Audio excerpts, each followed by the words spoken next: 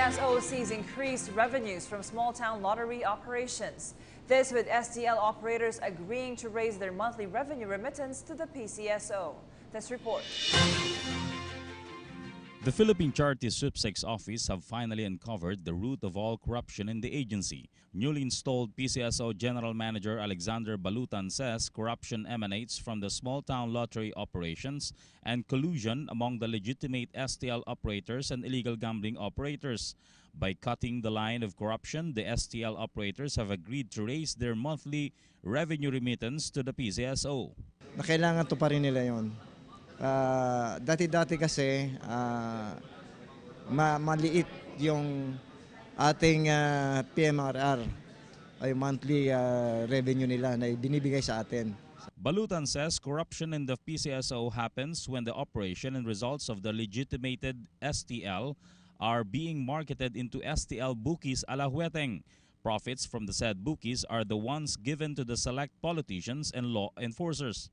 Corruption na tinatawag na wala doon sa rank and file. Sundalo lang din yan na sumusunod. At nakita ko mga professional sila. Kaya hindi tayo nakaka-remit o nakaka-generate ng funds for the charity services and programs of the PCSO. Kadalhin lang ng kulang ang remittance sa ilalim na because of illegal gambling. Doon ang pinakamalaking korupsyon. Heeding the call of the President, Balutan resigns from the Philippine Marines to join the PCSO. A member of PMA Class 1983, Balutan was instrumental in the war against the Moro Islamic Liberation Front in 2000. He became even more controversial when in 2004, he testified during the hearing of the Hello Garci scandal without the approval of his superiors. President Duterte believes that with Balutan in PCSO together with retired Police General Jose George Corpus, they can finally put an end to the corruption in the agency.